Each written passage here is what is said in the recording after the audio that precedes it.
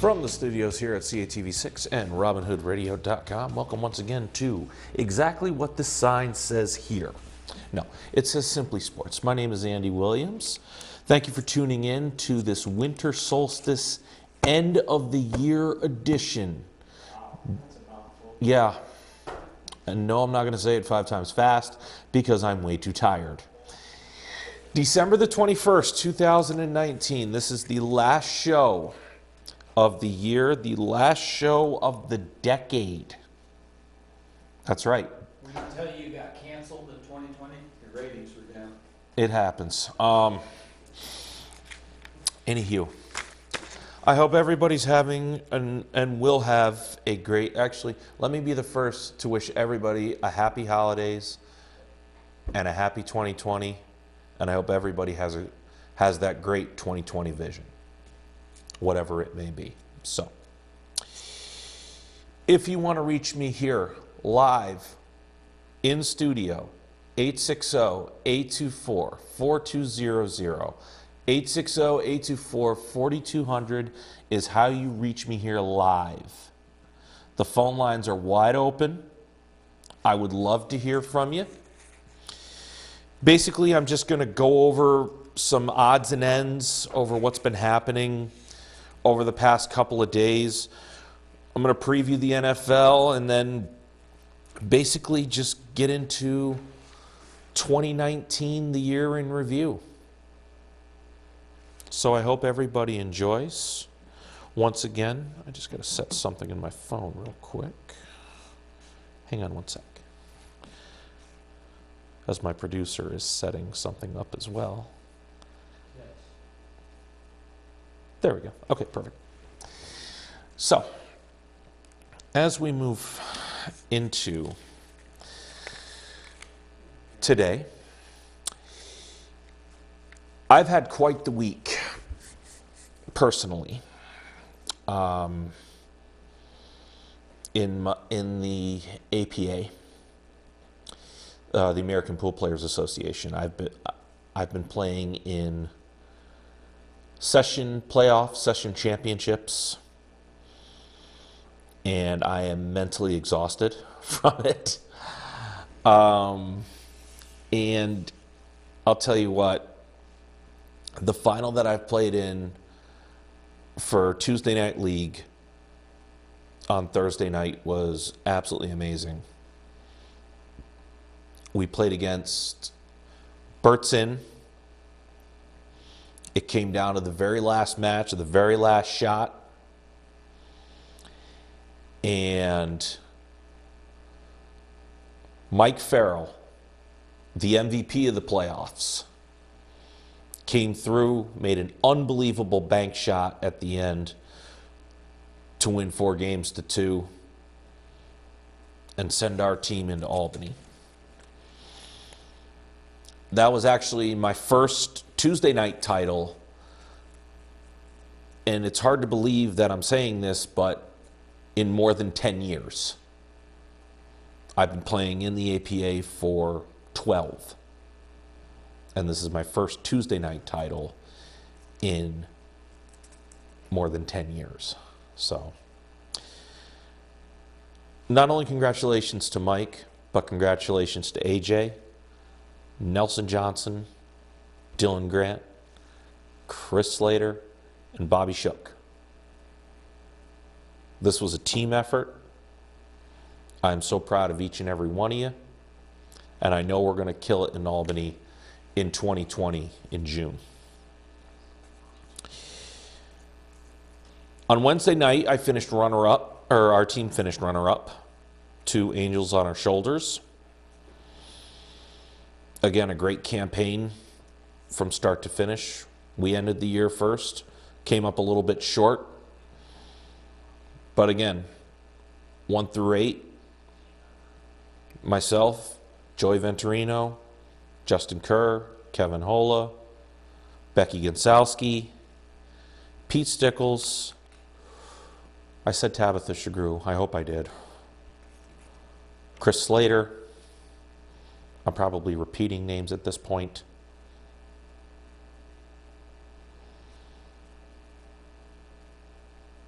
And myself, yeah. It was a great campaign, and I know we're going to do well again in Albany. Last night I played 9-ball in the playoffs. Our team didn't do so great, but again, we will be back next session. And thank you once again to all the members on my 9-ball team. Team name WWTCF. And you're wondering what that means, and that is we won the coin flip, which is about the only thing that we won last night. But good job to everybody involved, and congratulations to all the winners in your respective leagues. Also on the local scene, Housatonic Hockey. They won their opener against Tri-Town 2-1. They looked very impressive. Goaltender, impressive. 2 very strong goals in the middle of the game, and a whole lot of defense. And they shut down Tri-Town. On the road in Enfield, a huge opening statement made by Housatonic Hockey. Congratulations to them and to Dean Diamond on a great season opener. Before I went off the air Wednesday, I was saying a lot about college football. I was saying I was going to do all my college football picks, on and on and on. I didn't want to waste your time with that. I really didn't. However, there were 2 games that I did miss to pick.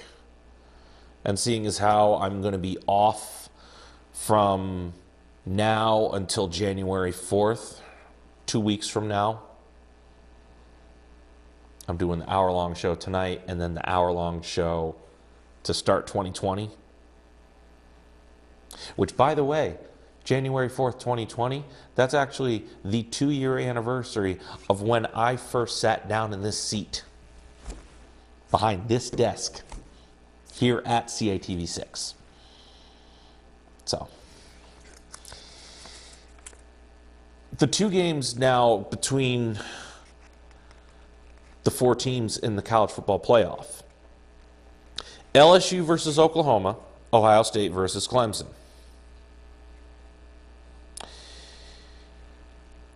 Here's the thing about this. Oklahoma is benching 4 players for conduct unbecoming. 4 starters, 2 on defense, 2 on offense. Now, it's already bad enough that you're playing the number 1 team in the country. But it's even worse when you're missing 2 key defensive starters and 2 key defensive offensive pieces. I don't like your chances, needless to say. So, in that game, I'm going to pick LSU, and they are going to rout Oklahoma. I don't think it's even going to be close. In the other game, Ohio State versus Clemson, here came Clemson, nice and quiet. Another undefeated season, ho-hum. And what happened? What happened? They got the 3 seed. Defending national champions, once again, getting no love from anybody. And I told everybody, I said, watch out for Clemson. Watch out for Trevor Lawrence. Dabo Swinney, all he does is win football games. That's it. That's all he does. Another undefeated campaign. Another pizza party at the University of Clemson. Watching to see who his next victim's going to be in the college football playoff. It's going to be Ohio State. Who has Ohio State beaten this year? When you really look at the schedule, they beat a Penn State team that was TKO'd by Minnesota, and then they beat Michigan, whom are not that great, especially when it's Ohio State up here, Michigan down here.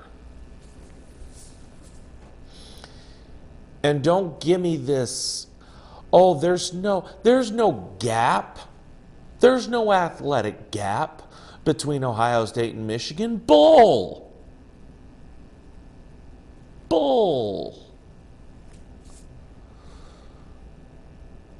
Ohio State is more superior than Michigan, but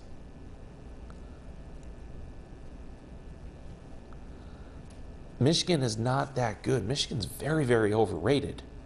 And we're going to see how overrated they are when they play Alabama in the Citrus Bowl. And Alabama's going to beat the brakes off of Michigan. That could be, and isn't it ironic too, that this could be the last game for both Harbaugh and Saban at the same time. Harbaugh could go to the pros. Don't be shocked if Nick Saban went to the pros either. But anyway, back to the game. Who am I picking in this game? I think it's a no-brainer. I think Clemson's defense is very, very underrated. Now, I know they played a weak schedule, but Ohio State played about as weak of a schedule as Clemson did. Clemson's defense is much better than Ohio State. I know Ohio State has Chase Young, but Chase Young's only one guy.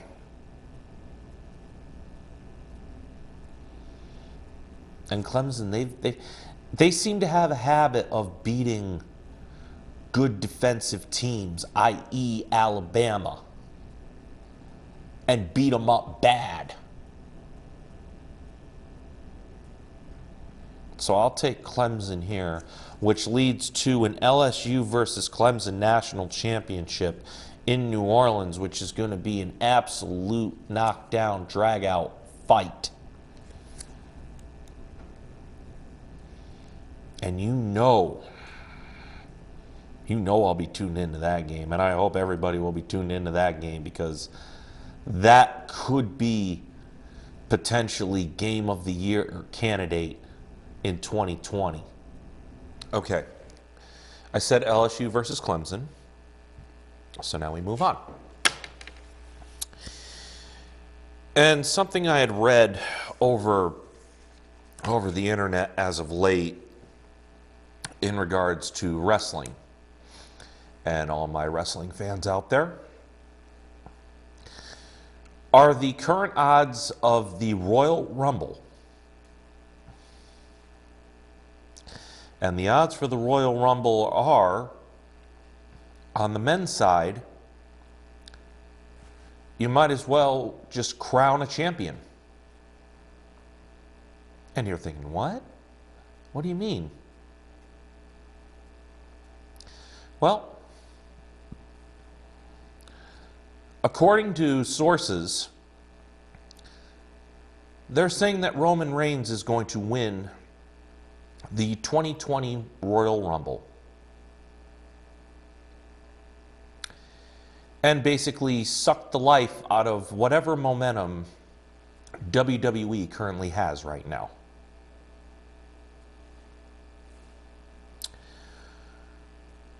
Look, here's the deal. WWE has a lot of momentum right now. They're defeating AEW right now, convincingly. And I don't think it's even close. I really don't.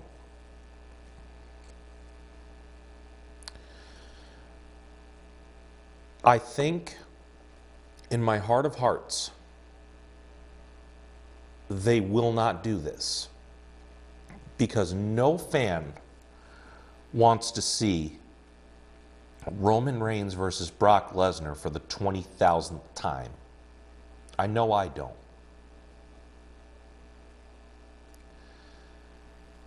If you're going to have anybody win the Royal Rumble, it's going to be Finn Balor.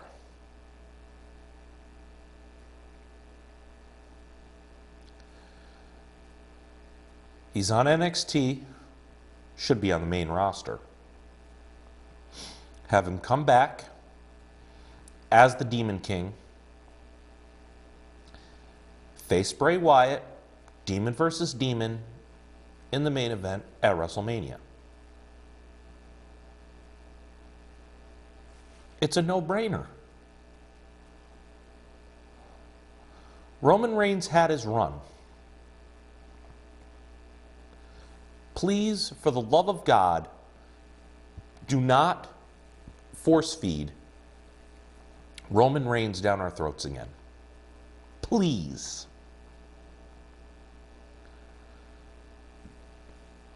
You have a lot of momentum with NXT coming up to the main roster. Do not kill it. Please don't. And from the sounds of it, they're going to do it again.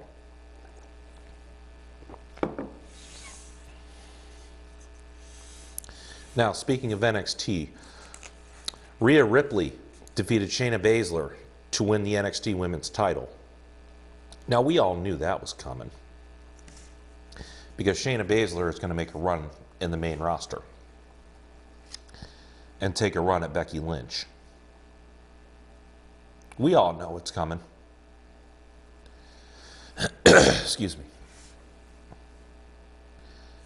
So, again, great momentum, but now they have to maintain it. So that right there is wrestling. Jumping to the NBA quickly. Again, ladies and gentlemen, if you want to call in, 860-824-4200, 860-824-4200 is how you reach me live. In studio. Thursday night, Milwaukee took on the Lakers. The big, big, bad matchup of 24-4 teams. Milwaukee won convincingly, dropping the Lakers back to 24-5. Oh my God, it's the end of the world as we know it.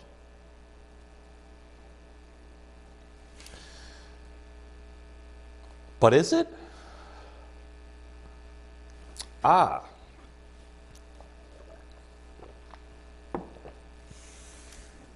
Here's why I say it might be. Remember how I said back overtime that watch out for the Lakers when they go up against the big teams? Well, the wins over sub-500 teams, they're undefeated. They're 17-0.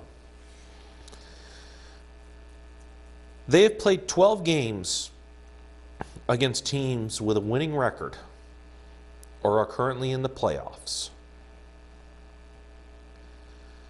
They hold a record of 7-5 in those 12 games. 7-5. And everybody is crowning them the kings of the Western Conference.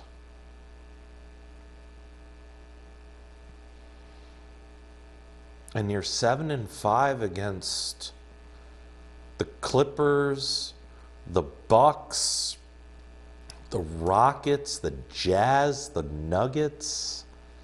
You're 7-5. Lakers aren't even going to get out of their conference. I'm telling you right now, it will not be the Lakers and the Bucks. Even though Basketball Power Index is saying there's more than a 30% chance that it's going to happen. But it's not going to happen. I still think it's going to be the Clippers versus the Sixers.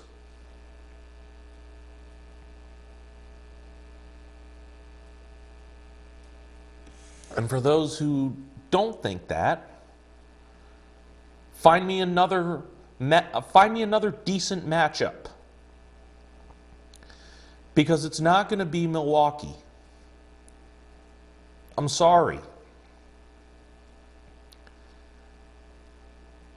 Unless they put Giannis on load management. That good old 2 words right there, load management. It's the only way. But it's something to keep in mind with the Lakers.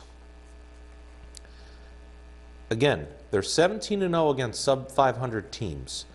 Teams above 500, they're only 7-5. So when they play against the cream of the crop in both the Eastern and the Western Conference, they're barely sporting a 60% winning percentage. And they look shaky when they do. All right, moving on to the NFL. Houston versus Tampa today. Jameis Winston threw 3 interceptions, had 4 turnovers,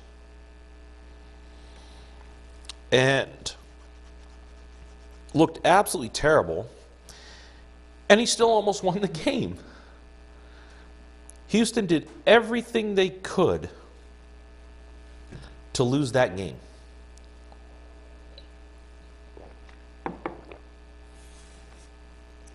But at the end of the day, Houston's pedigree came through, and they wrapped up the AFC South, and they moved forward, most likely getting a 3 seed. Because I don't see Kansas City leapfrogging them in the top 4. It's just not going to happen.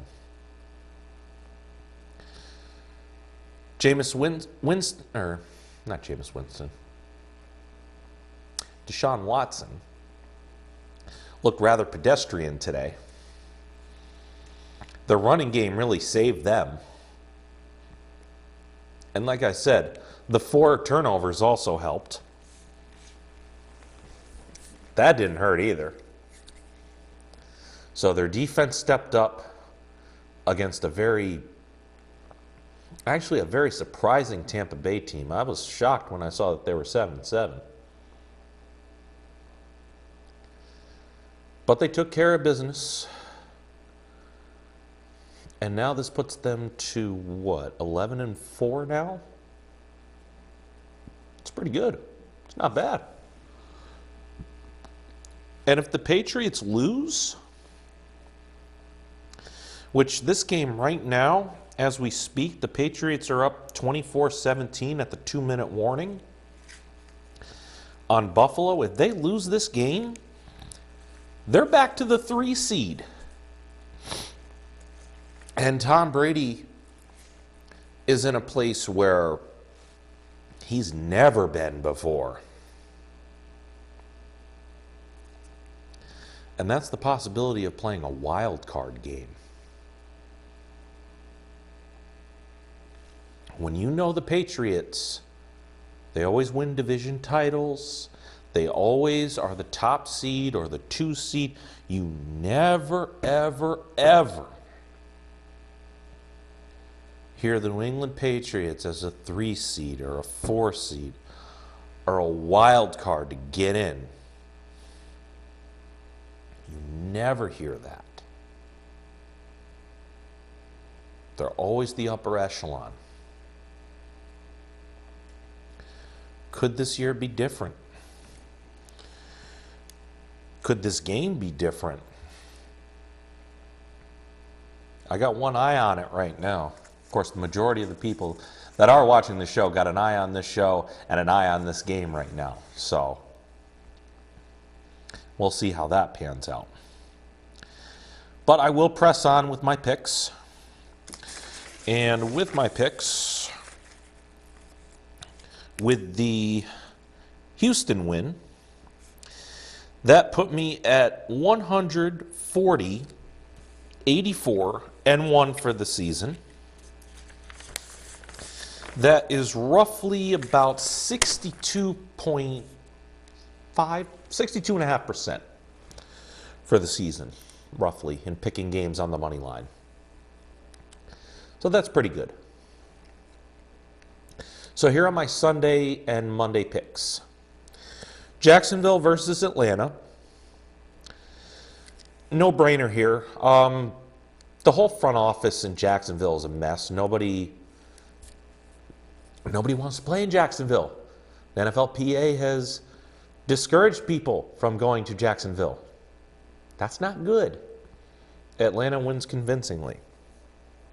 Baltimore versus Cleveland.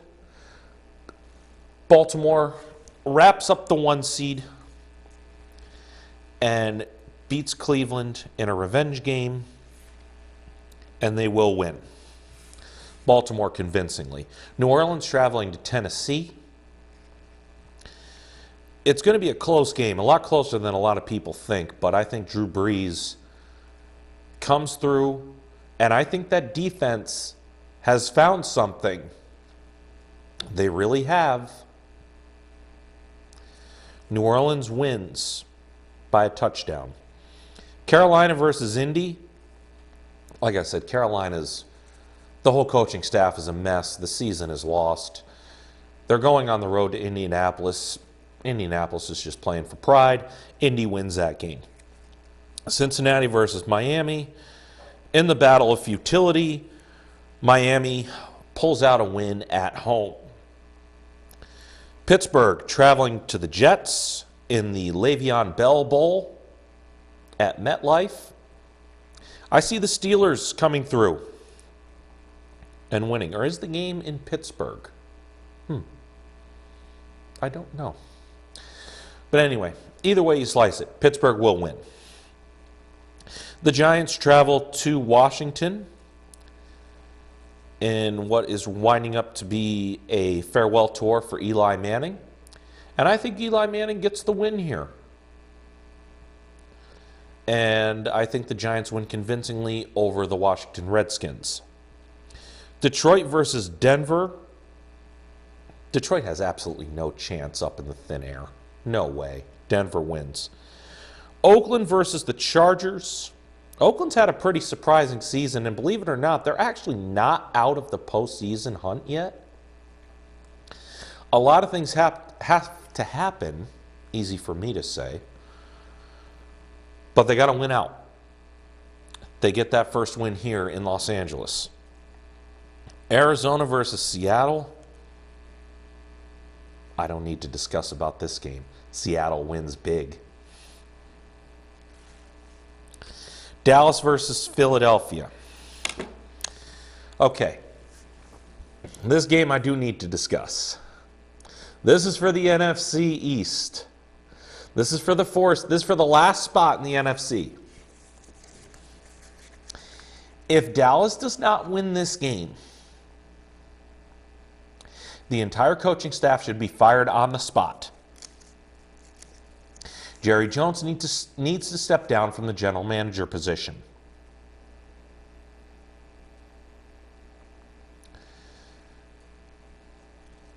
Philly has looked god-awful. They barely beat the Redskins. They're not looking convincing at all. But, of course, Dallas hasn't really looked convincing except for last week against the Rams.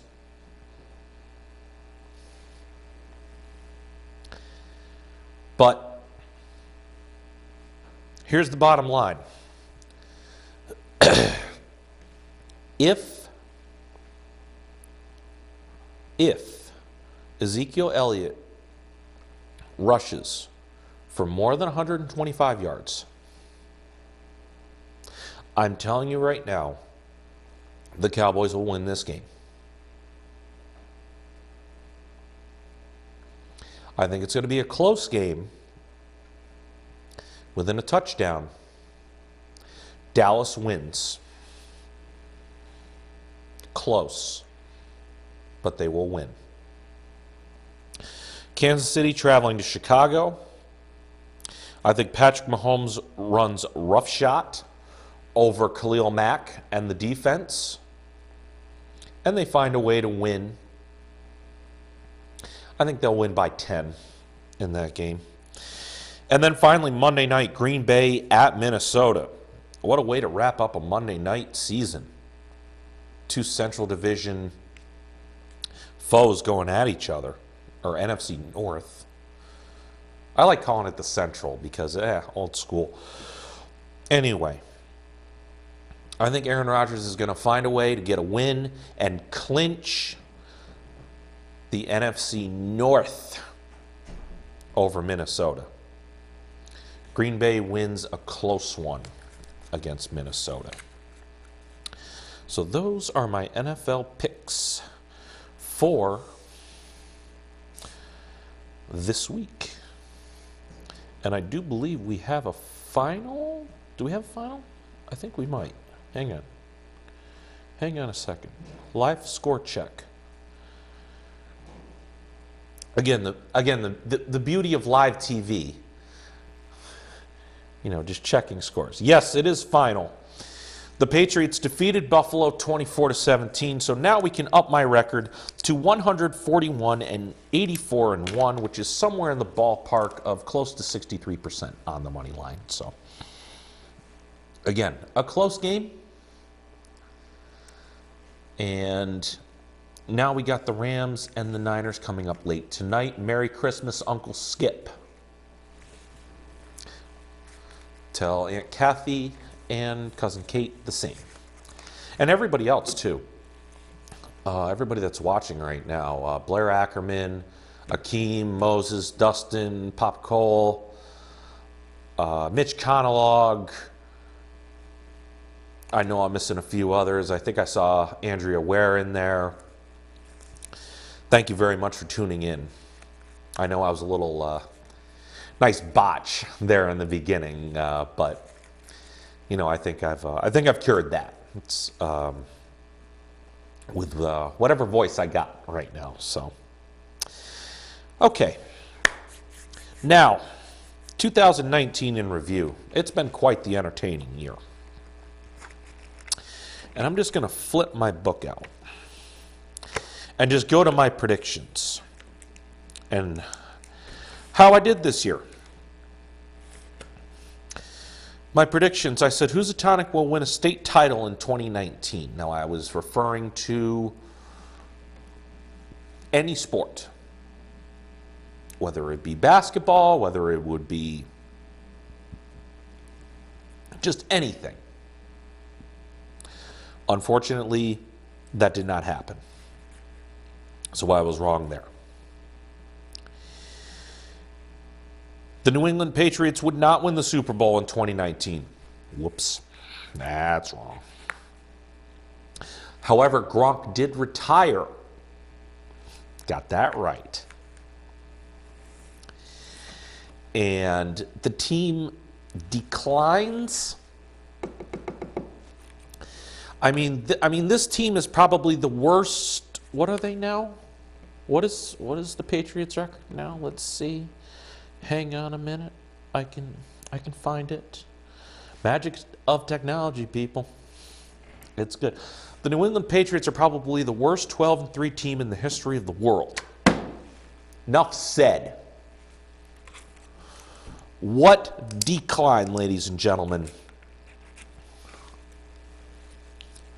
They're about ready with a win over Miami. I said they'd be 13-3 at the end of the season. How's that prediction working out for you? The Jets will add two big offensive pieces to the puzzle. Jamison Crowder, Le'Veon Bell. Okay. All right. I'll give myself that one. The Jets in Cleveland will make the playoffs. Whoops. Drew Brees will retire from the NFL in 2019. He'll set the passing record in 2019 and with most touchdown passes thrown. Yeah, that's what I meant. No. The Mets will win the NL East. No. No, sorry. Sorry about that. 4 no-hitters. Just trying to rack my brain here. 1, 2, 3. There might have been 4. If somebody out there can fact check me on that, whoever's watching right now, I'm pretty sure there were 4 no-hitters. First person to fact check me, I will give them a very special Christmas present right now. I will give you a Simply Sports shirt. I'm telling you right now, I'll do it. So if somebody can just fact check me real quick. Boston will repeat as World Series champs. They didn't even make the playoffs this year. Bruins will win the Stanley Cup. Okay. All they had to do was show up for Game 7. I had San Jose on the other side. San Jose was up 3-2. They didn't do it. They got bullied. They got cheap-shotted. They got knocked in the mouth by the St. Louis Blues. And they lost Game 7 at home. Wrong there. Celtics will win the NBA title in 2019. They didn't even come close. Toronto Raptors won. 1 or 2 major NBA stars will go to New York. I didn't say, I said New York, but what borough? No, I'm kidding. No, I meant the Knicks. Yeah. Kevin Durant, Kyrie, they should have gone to the Knicks. They're in Brooklyn, 10 miles down the road. I'm bitter about that. Tiger will win at least 1 major. Yep. He will tie or break Sam Snead's all-time record. Yep. Nailed that. Duke will win the college basketball championship. Thanks, Virginia. UConn women will win the college basketball championship for the women. Nope. Yeah, he did not. Nick Saban will leave Alabama football to either go to the NFL or retire. Stay tuned. Stay tuned. Here's not over yet. Novak Djokovic will win 3 majors this year. He won 2. Got to 16. Rafa Nadal won 2 also. He's up to 19. He's one back of Roger Federer for all time. And the New York Giants will own the number 1 pick in the 2020 draft. That is wrong. It will belong to the Cincinnati Bengals. So all my predictions, I did not do that great this year. So I got 15 minutes left. Here are my top stories of 2019 that dominated the sporting world. Number 10, WrestleMania 35. Now you're saying, why are you putting wrestling at number 10? The first ever all-women's main event in wrestling history at MetLife Stadium. I'm sorry, that's going to garner attention. Becky Lynch, Ronda Rousey, Charlotte Flair. Three of the biggest names in the business. Yeah. That will get attention. Great match. Even though the crowd wasn't too into it because WrestleMania was a day and a half long and the 80,000 people were getting awfully restless. Becky Lynch won both the titles to become Becky Two Belts. And the rest, as we say, is history. Number 9, the aforementioned St. Louis Blues winning the Stanley Cup. And me coming so close of calling an entire NHL season. I was right on the doorstep. But St. Louis Blues extracting revenge from 1970 and the Bobby Orr moment. And the St. Louis Blues winning their first ever NHL Stanley Cup. Number 8, the college football playoff. And for the first time, they got it right. They got it right. And tied in also, I would say the window on Nick Saban is closing. We could say that for the first time. Because now Lane Kiffin is back in the SEC. Because LSU is a power. Alabama next year could be only the 4th team in the SEC.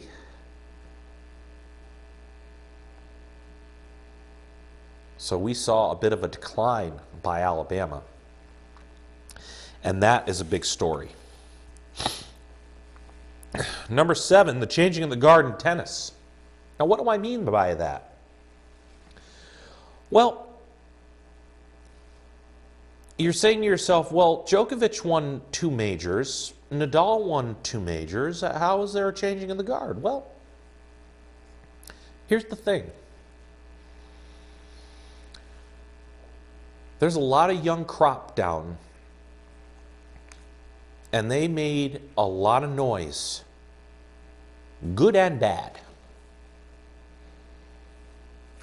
Some of the young kids, 20, 22, 23 years old, they made a lot of finals. And I'll be honest with you, these kids are only going to get better. They're going to get more seasoned. They are more faster than the big 3. And you're starting to see it. You didn't quite see it this year, but you saw glimpses. I think you're going to see more of that in 2020.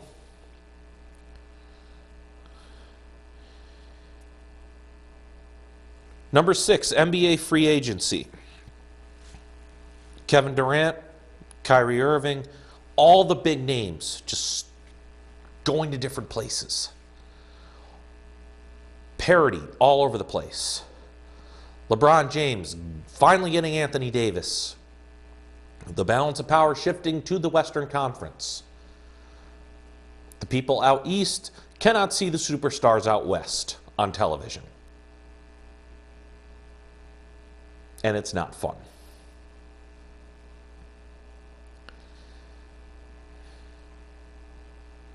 Number 5,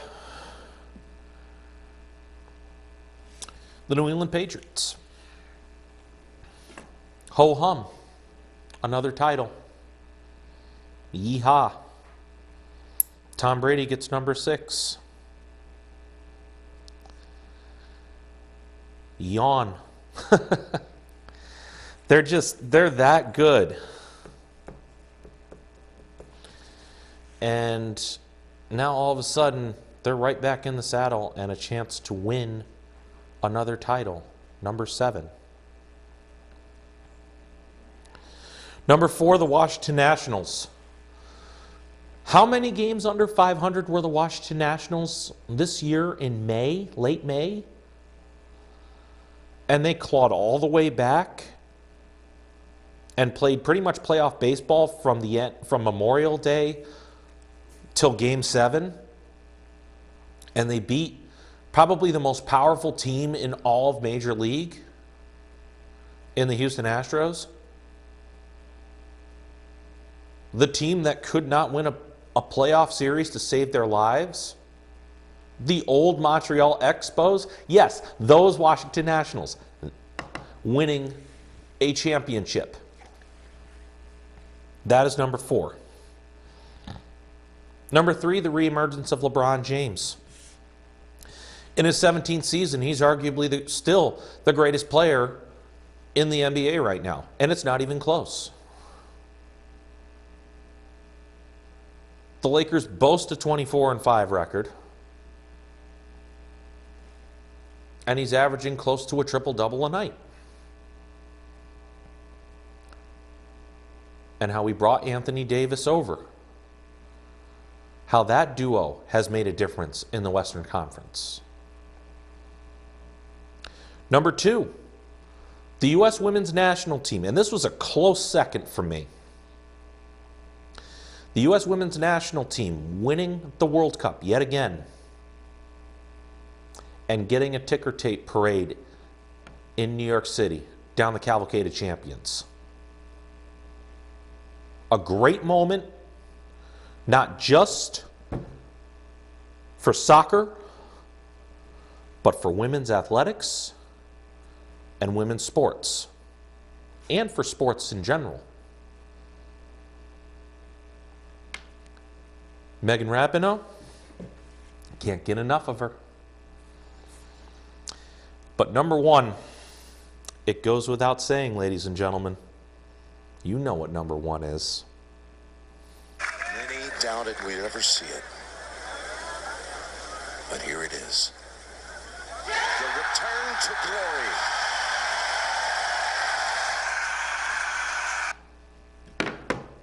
Enough said. Tiger Woods, winning the Masters, winning a major for the first time in 11 years.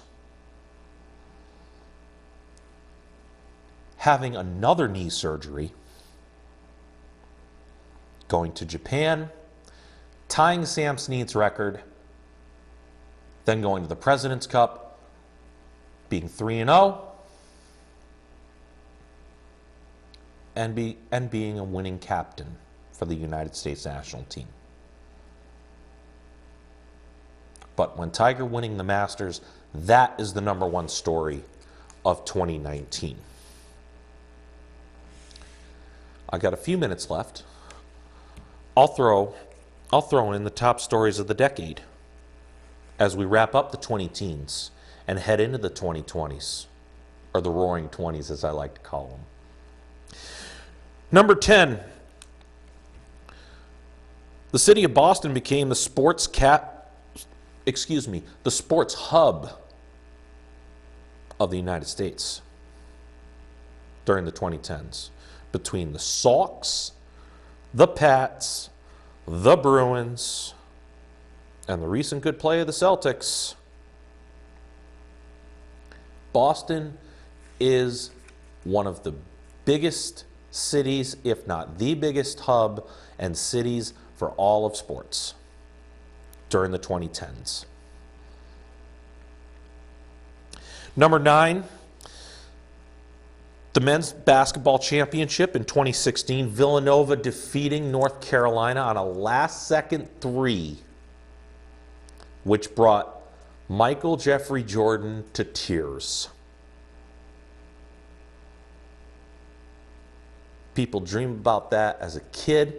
You dream about that in your backyard in the driveway to win a game, to win a title. This happened on live television in 2016. And it was unbelievable. Number 8, people stopped freaking out about performance-enhancing drugs. Kind of just vanished. Especially nowadays. You didn't really see it anymore. So people kind of were like, eh.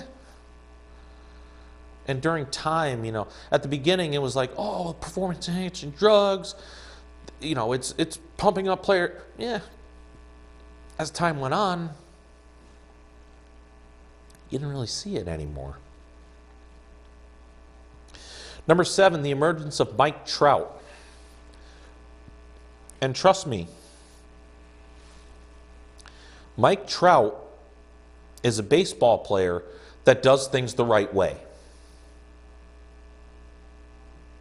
He has a similar swing and the same kind of power as a Barry Bonds and a Babe Ruth, except he doesn't use PEDs, and he doesn't drink his face off. He's an all-American cut, plays the game the right way, plays hard every play. That's the kind of baseball you want to watch. And that's the kind of baseball player, and everybody's saying, wow, number 7? Yeah, he's that good. And the contract he got, yeah, garners that. Mike Trout, number 7. Number 6, politics and sports. You see a lot of players voicing their opinions about Washington. And you also see athletes kind of controlling where they want to play and what kind of money they want. And it's basically, it wasn't the NBA or the NHL controlling the players. Now you're seeing the players controlling the leagues. And you never saw that 10 years ago, 15 years ago, 20 years ago. You're starting to see that more and more and more. Players are having more of a voice than they ever have. So that garnered a number 6. Number 5, I think amateurism is done in sports. The amateur athlete is done. You see all these professionals in the Olympics more and more and more. There's no more amateur athletes. It's gone. And you progressively saw it every single year. And finally, this year, it's poof, gone. When was the last time you saw a good amateur athlete go up against pros? Doesn't happen anymore. So that garnered number 5. Number 4, Jerry Sandusky and the Larry Nassar scandal. How gross was this? Absolutely gross, absolutely pitiful. These guys should be locked up and thrown away the key and never to be heard from again. I'll just leave it at that. Number 3, the aforementioned U.S. women and the rise of women's sports. It was that good, it was that clean, it was that wholesome. Go USA. Number 2, the Cubs breaking the 108-year drought of the World Series. And number 1, of course, Tiger Woods. Ladies and gentlemen, thank you very much for tuning into this very eventful Simply Sports end of the year 2019. I want to thank everybody for tuning in and tolerating me with my throat. Happy New Year, happy holidays to everybody. And for Michael Flint, Marshall Miles, Brian Oler, we will see you in 2020 on January 4th, hour-long special. Don't forget to watch me on YouTube. And 1, 4, 3.